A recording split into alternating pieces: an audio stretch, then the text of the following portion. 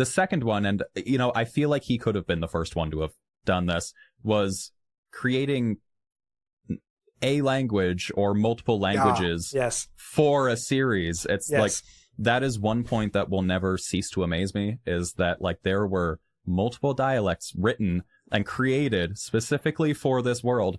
And I tried looking it up and I didn't get a concrete answer as to, has someone done this before? And, people have done it since, for sure. Yes. Mm-hmm. But I definitely think regardless of whether he was the first to do it, I think, we probably wouldn't have Klingon as a language if not for, right? I so love that you brought this up, because when you were like, what were the first that Tolkien did? Like, boom, language was like one of the first things that came to my mind. And if I may, I would invite you to maybe rephrase how you talk about that, because we in modern fantasy, let's take Harry Potter or Klingon. You brought Klingon up. Let's take that as an example. We're in Star Trek, which is a on-screen visual medium. We have a movie. We want a race of foreign, not men, not human. We want them to have their own language and culture. Fantastic.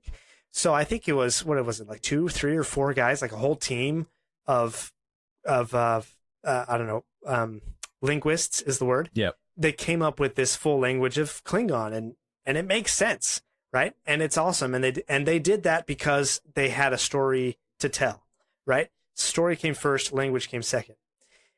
Tolkien is the complete inverse of that.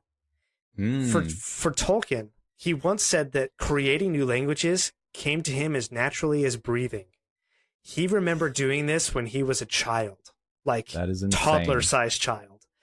And so he has these languages popping around in his brain, and he was so gifted with languages that his professional career was to be a philologist, which I'm not very familiar with that term, but because I'm a Tolkien guy, I've looked it up. But a philologist is an academic who studies the history and evolution of language. Okay, so, I was going to ask, because that is an ology that I have never heard of. Yes, yeah, pretty esoteric, I would guess. And so, like, okay, well, this is a word. Well, what are the words that had to evolve to make that word happen? And this is the meaning of this word in this culture at this time. But how did that meaning evolve over time at different places and with different cultures and all of these things? And so Tolkien, I mean, he had certain languages that he loved, particularly like the Northern European languages that he just loved. For him, it was like the aesthetic. It was just pleasing to his ear. It sounded so beautiful for him to hear these languages. And that was the inspiration behind a lot of his other languages that he would create later on.